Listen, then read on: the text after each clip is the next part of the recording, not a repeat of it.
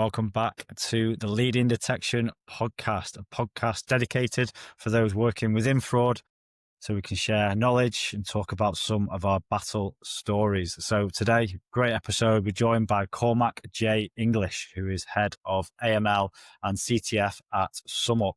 Wealth of experience from many different industries and companies. And today's a fascinating talk because we're talking about mindset. So with AML fraud, it's very much a compliance mindset. Whereas is that what we need to be doing when tackling crime? How do we shift away from that compliance mindset into a more criminal mindset to really solve the issues that we're trying to solve? Great fun, loved recording, and some great tips to take away. Enjoy. Cormac, welcome to the Leading Detection podcast. How are you today? Not too bad, Matt, and yourself? I'm very well, thank you. Very well. Yeah, appreciate you joining us today. I know we had a great preparation call. So I'm looking forward to this conversation. And welcome to listeners. Today we're going to be talking about the criminal mindset. Fraud, anti-money laundering is very much a compliance mindset, but Cormac has a slightly different perspective of how we can do things better. So that's what we are going to tap into today. Cormac, why is it important? Why are we talking about this today? In the world we live in, Matt, I think it's never been more as important as of now and as it will be in the future. If you take a step back and you actually look at things at the moment, like the line between fraud and money laundering, it's just isn't thin anymore, really. It's actually practically gone. It's non-existent. When you dumb it down, fraud is how the money gets in, laundering is how the money stays in. And they're part of the same pipelines. They're just at different stages. And criminals don't really care what we label it. They don't care if you call it fraud, AML, credit abuse, it doesn't matter. It's all one business model to them. So they use the same networks, the same mule accounts, the same synthetic IDs. And that's why fighting fraud without AML or AML without fraud, it just doesn't work anymore. Really, you're just tackling half the play while the other half keeps scoring. That's why really in today's world, it's important to recognise that there is no longer a divergence between it. And also to recognise as well that just as the world is evolving as quickly as it is through AI, through just the imagination and the creativity of techniques as well. Yeah.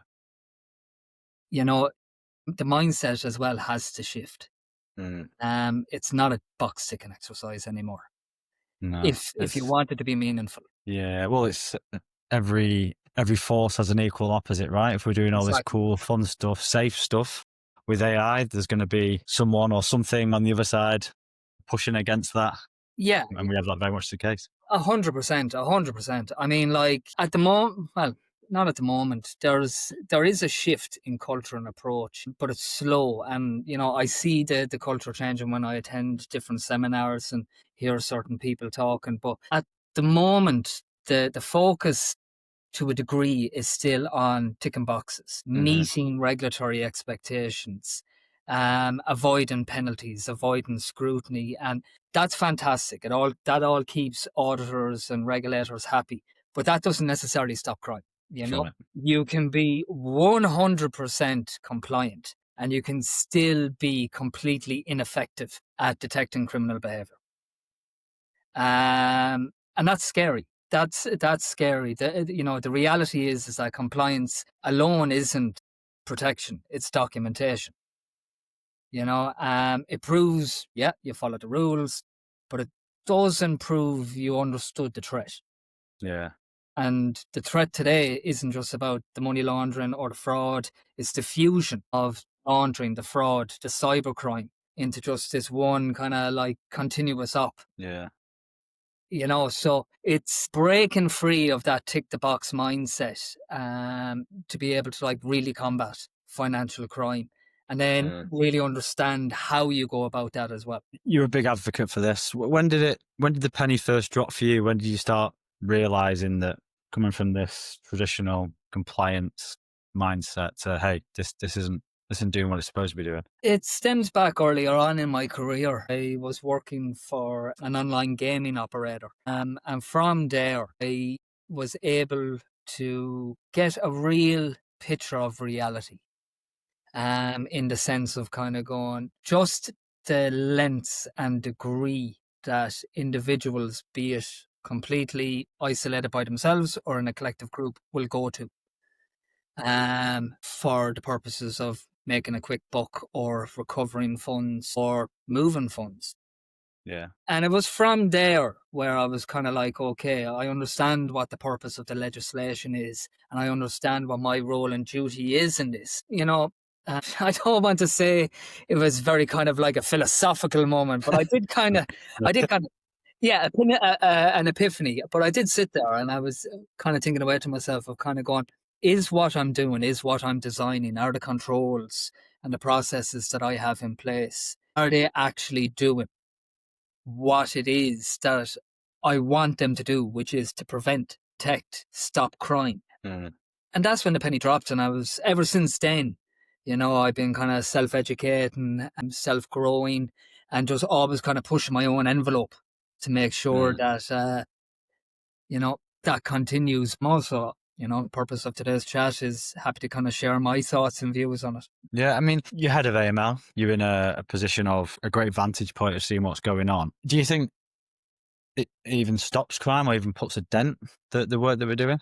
Yes, it does. I suppose for clarification, you're never going to stop financial crime, fraud or money laundering. It's been around for longer than most of us can even comprehend. So the day will never come where there'll be newspaper article or anybody standing up in front kind of going, today we have successfully eradicated financial crime. It's never going to happen. And so I just wanted to throw that out there to manage expectations and things. But ultimately, does it stop it? Does it put a dent in it? And things like that. It does. It does. But the real question that that you should be asked, that persons should be looking at is it stopping it? Is it putting a dent in it? And things like that. The real question, in my opinion, that people should be asking is it doing enough for the criminals to actually take financial institutions seriously and look at them as proper adversaries? And what I mean by that at the moment is networks and criminals, they are testing repeatedly. No, first of all, they know the law better than some legal professionals and some compliance persons, and things like that. They are leveraging AI as well. They are constantly evolving and constantly looking for the next gap and opportunity, and they're constantly testing them and exploring. And from that, they are constantly evolving and growing. So when it boils down to what financial institutions are doing, the real question is in the eyes of the criminal, when they look at your respective financial institution, are they looking at it in the prism of kind of going, that entity is a bit too hard to tackle? They're a bit too robust here. They're a bit too robust there. And things, maybe we'll look for somebody else. That's what I mean about being a formidable adversary in the sense of kind of going. So if you can get yourself and your institution to that kind of place, then very strong footing then for the rest to fall into place, which is the deterring, the preventing and the stopping.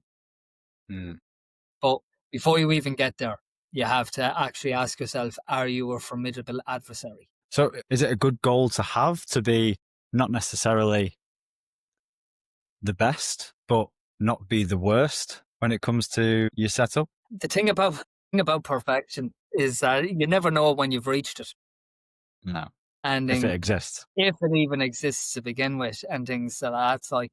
Like the way that I view this is, as long as you are constantly pushing the envelope and have an insatiable appetite to keep on questioning your own status quo, to never become complacent, to never sit back and be like, this is brilliant. I don't need to do any more. I mean, like, to really combat financial crime and to really get into the mindset of a criminal, you have to move beyond processes and you actually have to start thinking like the criminal and things. And that boils down to understanding how they exploit systems, the testing, where the weak points are, the anticipating of fraud and laundering and the intersections between it, and you really have to kind of split your own mind in two a little bit of kind of being cognitively aware that you are, for want of a better term, a compliance individual, but like you do have to really immerse and familiarize yourself with the criminal ecosystem. And I'm not saying go out there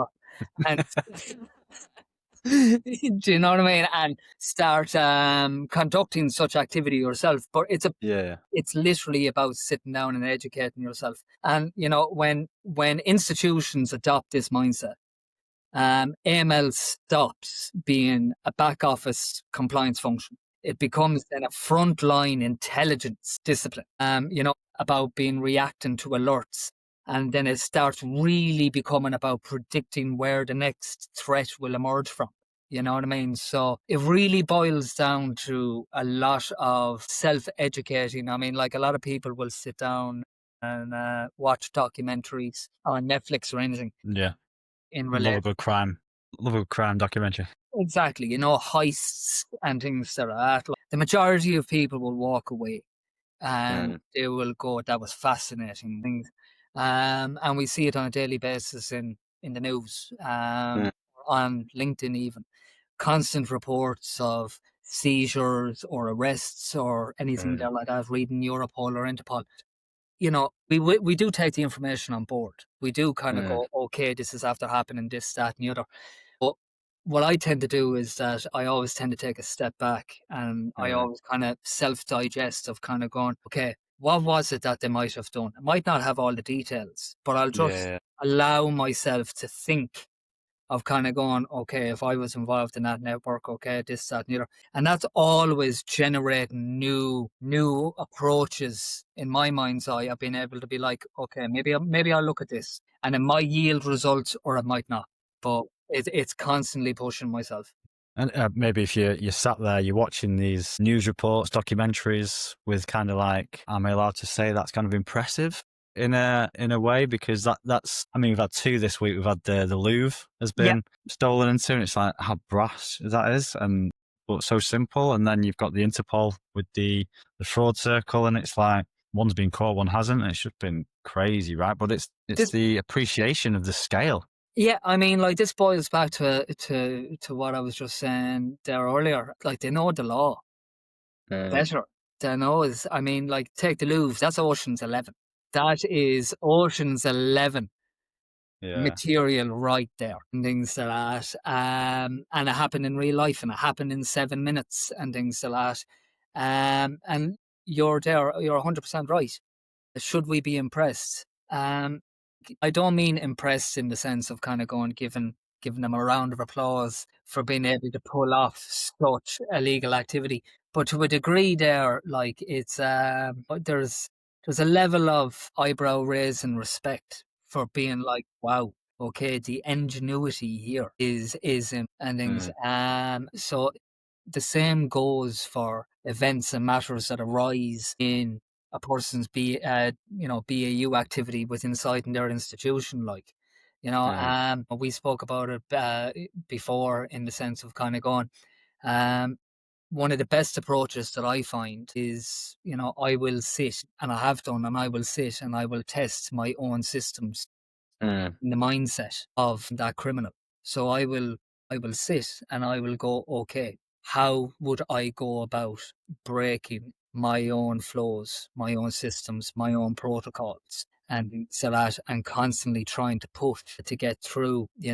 I've gone as far, as purchasing fake documentation, fake IDs, and things for the purposes of being mm. able to test on my own systems, keeping up to date with the websites in which you can purchase these, and understanding them, how they work.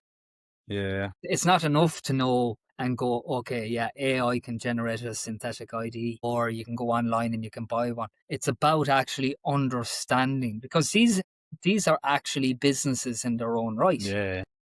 They are.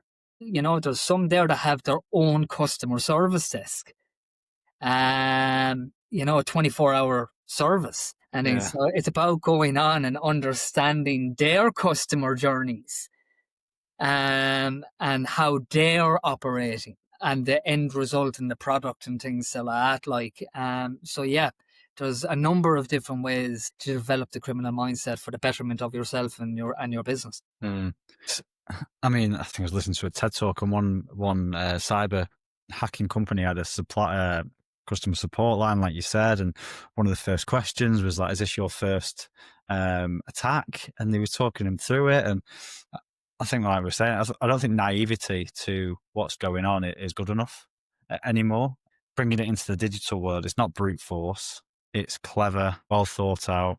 And we have to bring that into our business, right? And start not siloing teams, bring them together under one hood and thinking. So on your journey, what was, if someone's listening to this, they're thinking, yeah, maybe we're not doing enough, or maybe me personally in my team, I can do a little bit more. What was the kind of first step for you practically to start bringing that curiosity, fascination into a proactive business process? Ultimately, for me, it was a case of just recognizing the need for this and having the appetite to do it.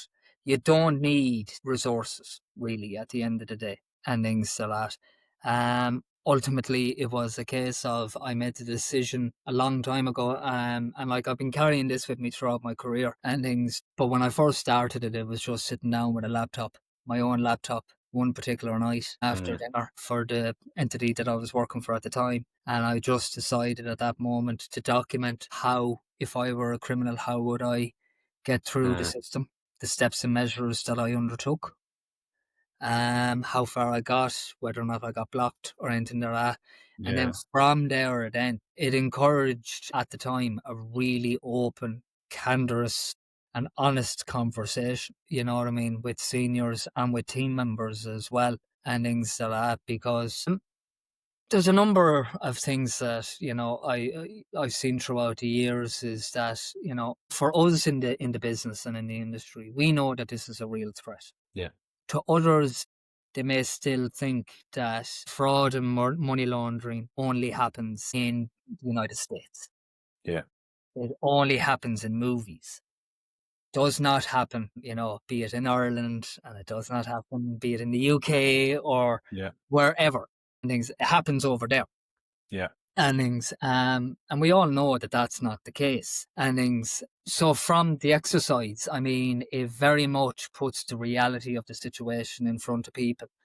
And that starts to change appetite. And it's something that I've just brought with me throughout my years and things like that, and developed and honed it as well. Like, you know, and what I like to kind of do is I like to use as many analogies as I can, man. It's You know what I go mean? on, shoot away. And things, but like the big thing that I kind of see at the moment is, and this is more industry centric anytime I'm part of a group, is that fraud and AML are always spoken about the context of almost like they're separate. Yeah. And things, but ultimately fraud and AML are first cousins, and they're often looking at the same movie, just at different kind of movie scenes. So like the fraud, so like the fraud team are there and they're watching the opening act, and they can see the fake IDs, the stolen accounts, the quick scams, and the AML teams are watching the ending. They're seeing the layer and the transfers, the attempts. But until you put just those scenes together, it's only then you get to see the plot. And that's one of the things that I discuss and I encourage people of kind of going, fraud is much more than just loss and things, you know. It's an indicator for something more and things. So that you have to make sure that the dots are being joined in relation to that. You know, it's like having two detectives running around investigating the same crime. One is chasing the thief and the other one is following the money. And neither one of them have any idea that they're actually hunting the same person.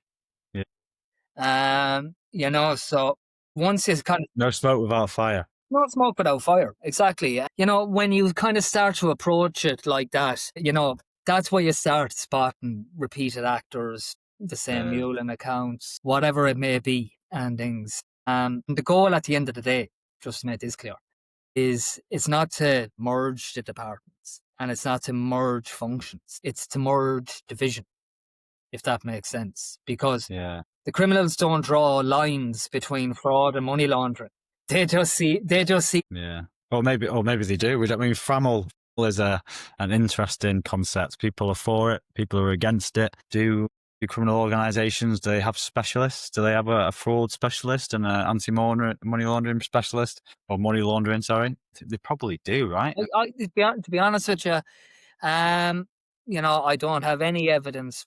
I mean, in today's world, you can't say that this is not possible. There's been reports throughout the years, as we've seen, where persons in banking institutions have been approached and enticed by criminals to act on their behalf.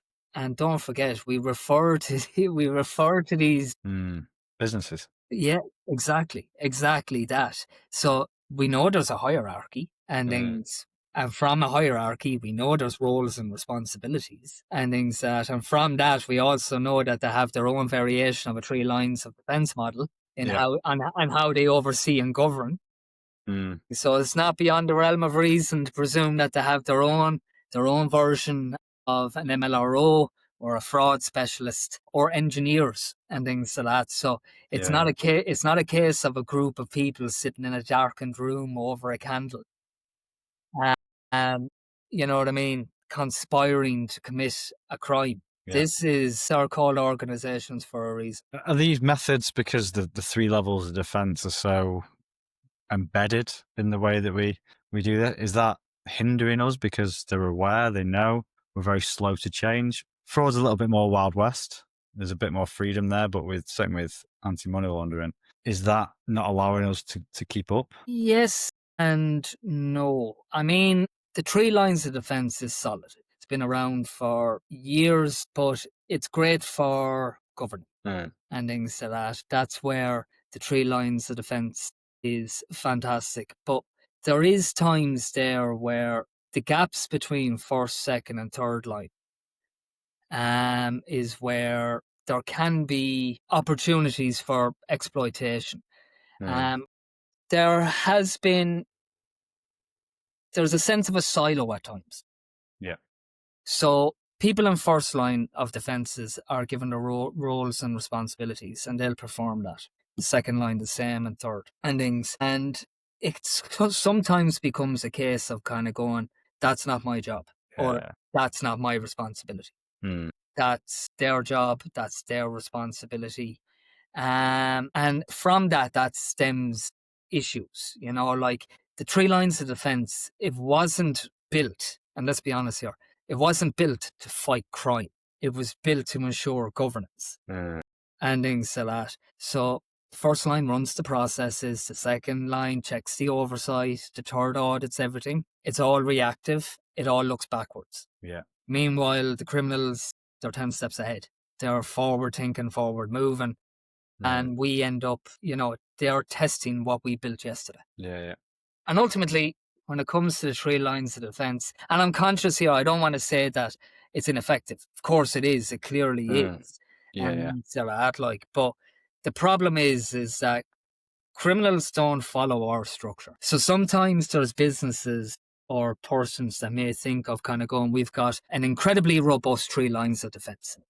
And things like that. And that's brilliant from a governance and audit tracking side of things. But the criminals don't follow our structure. So they don't care about lines. They work in the gaps. And they know from testing where the problems are. So when the first, second and third each kind of stay in their lane, for want of a better term, or develop or continue this mindset of that's not my role or that's not my responsibility and things like that, all you end up having is a system that looks neat and tidy on paper, but is slow in real life and is predictable. Yeah. And it's that predictability that's an absolute gift for exploitation. And the testing on the criminal side is going to get better with the tools, the technologies. Always. Do you think as an industry, I mean, tools are great. Do we focus a bit too much? Is it more about the mindset and doesn't matter what tool? No, I mean, first and foremost, mindset. Yes. Yeah.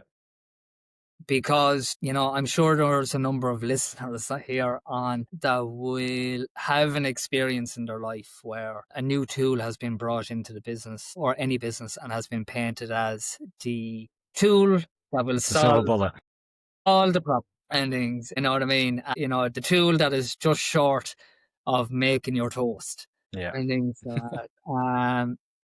And the reality is that, that doesn't end up happening. So it boils down to the appetite, and for this kind of appetite side of things, it's like what I said earlier on, you don't need a massive team to make these changes. Like meaningful change in AML, it doesn't start with headcount. I'm just conscious here of my next word. I was kind of like, I don't want to come across as if I'm pontificating. Yeah. But it genuinely starts with hunger. Mm. The most like transformative process often usually comes from like small forecasted teams. Okay. Do you know what I mean? It usually comes from the small forecasting teams who refuse to accept the whole expression of that's how it's always been done. Yeah. Questioning the status quo. Exactly. Technology, data, AI, they're fantastic. They amplify the impact. They enable people now to be able to investigate at a more nuanced and swifter level, depending on the manner in which it's used. But really, at the end of the day, it's not down to the number of analysts. It's down to the hunger. It's down to the clarity of intent and things, a willingness to challenge outdated processes, prototype smarter controls. Be afraid to fail. That's a big thing. That is a big thing. Be okay with failing and things. It's okay to come out with, maybe if we had a control or a rule to test this and things like that.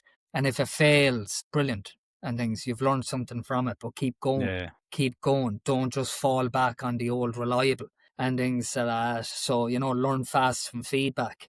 So yeah, it boils down to the conviction, really, at the end of the day. Do you think as an industry we allow for that because it's very, very safe? Yeah.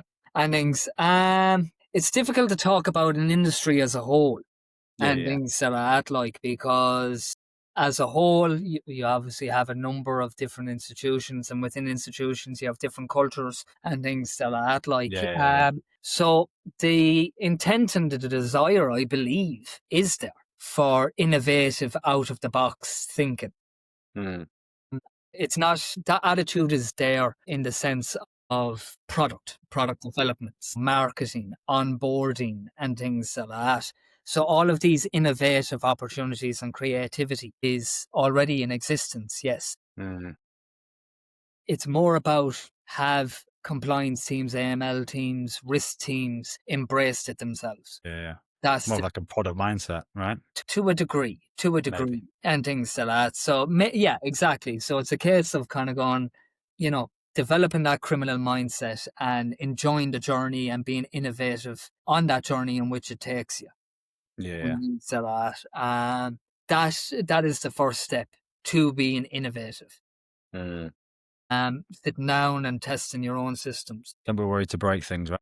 Don't be worried to break things. Don't be worried to be wrong. Don't be worried to highlight an issue or a gap that has been found and things like that, because ultimately, given your respective role, you found it and now you can fix it. And realistically, at the end of the day, that's what your role is and things. So it removes any doubt from your respective role. If anything, it gives you a heightened level of assurance that what it is you have in place is indeed robust and effective. Yeah, nice. And looking forward, challenges coming up. There's a number. If we were to, this is more of something to finish up with, something to round off with. What, you have this mindset, you have this hunger. What challenges do you see coming up? I mean, the biggest challenges that I see coming up at the moment is convergence, really, between the markets. So where we talk about markets and we talk about institutions and things like that, like be it a bank or a credit institution or PSP or an e-money and things like that, but we're all in the one boat at the end of the day, and we're all regulated and required to be combating or fighting crime. And risk doesn't exist in a silo. You know what I mean? So it's a case of kind of going proper convergence between credit institutions, money, PSPs, IUs, and the sharing of information. If we don't get that right now, and if we don't start pursuing that, I don't know if that's something that's ever going to be properly done down the line. and things, if that makes sense, because commercial problems for businesses sharing so much. in the sense of kind of going, yes, like in terms of information, we've spotted this individual. I mean, like you take the UK, for example. The UK have a system called CFAS, the CFAS system. So the CFAS system is a perfect system for the UK where different entities at all different levels can share information about an individual that they have experienced for fraud reasons. Yeah. And other entities can learn from another entity's exposure, going, they have him down here for this or her or this collective group and things like that. But that's UK specific. If you're an operator operating in multiple jurisdictions, like you take Europe, for example, they're now bringing in and their purpose is now convergence. It's all about bringing together the harmonization of all the rules across all EU member states and things like that. But that's after 12 or 13 years of financial crime law already being in existence. And things like that. So the question to be asked is, how long more is that going to take? Yeah. And things, and ultimately, it's the same customer, the same device, the same network, the same identity. They can trigger all of these domains. They can trigger AML, fraud, credit, all in a single life cycle. So multiple different institutions are being affected by the one group, the one person, and all three are. It's like what I mentioned earlier on about the two detectives. All three are chasing, trying to catch and things like that. And at some point then you might have to sit back and kind of go like, is this appropriate? Is this actually effective? And things. So convergence between entities and jurisdictions, if that's not gotten right, that's just going to continue this kind of siloing and headaches. And like, I don't think I need to talk about, the risks in relation to AI. Oh my God. And things like that's a given. I mean, what has me incredibly impressed on a personal level is, the release of the Soro videos there a week or 2 weeks ago. They're phenomenal. Like, I won't lie, like with my eldest daughter, I've struggled in the past with the TV show, Is It Cake or Not? Yeah. And that's a simple thing I'm kind of going, me and my daughter would be sitting there, like she'd say it's cake and I'd say it's not. And I've been fooled by the cake. Yeah. And then I see these AI videos, and it just has me kind of sitting here being like, okay, wow. The world of financial crime is moving at such an incredible pace. We as professionals all have to continue to upskill and grow. We have to grow with the AI systems. Yeah. And things, we can't develop a mindset of kind of going, I'm 40 now and things, or, if we're in this role, we have to grow with them. We have to learn everything. And again, this boils back to the criminal mindset and things. I've gone on to different AIs and, I've attempted to create my own IDs. I've attempted a number of different ways of manipulating it and trying to get it to do what I wanted to do. All of these exercises have fed their way back in to strengthening of controls, the changing of processes or approaches, and mindsets at the end of the day. And it's just boils back to that challenging the status quo and just always not accepting this is just how we do. Yeah.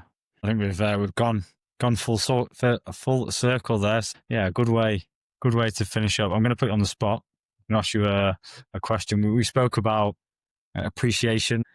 What's your favorite crime film or famous heist? My favorite crime. Which one comes to mind? My favorite, and there's two.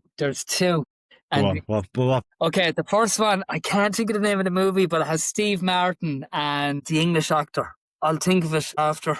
It's an old movie and things like that. But my all-time favorite crime would be Breaking Bad. Okay. Really. And the reason why I'll be picking Breaking Bad is because that's probably as real as it can get. in the sense of, don't get me wrong, all the Ocean's 11 movies and things like that, yes, we've seen it with the Louvre and they do happen. Yeah. Things like that, like.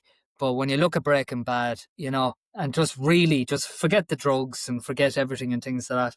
It was a man that was dealt cards in his life and things and resorted and fell down this rabbit hole and things and everything else stemmed from it. And in terms of the way that they depicted all of that, that was powerful. And that was massive. So for me, Yeah. it'd be Breaking Bad. And I will think of the name of that, Dirty Rotten Scoundrels, is it? I think it might be Dirty Rotten Scoundrels. Okay, I don't think I've seen it now. I have to Like, pull yeah, that one up. yeah, it's in late 80s, early. It's very, very Okay, good. awesome. I'll have to check that one out. But, well, Cormac, it's been an absolute pleasure. Matt, the pleasure has been all mine. Thank you so much for inviting me, and just thanks to the listeners for tuning in, I suppose. Yeah, great chat. If anyone wants to catch up with you, where can they find you? Anything coming up? Well, apart from Christmas and things like that, no, nothing coming up in any way, but you can hit me up on LinkedIn, Cormac J. English. You will see me with my black and white profile and things. Feel free to connect, drop me a message or anything like that. Amazing. Perfect. Cormac, thank you. Matt, thank you. Ciao for now. Take care. Take care. Ciao, ciao.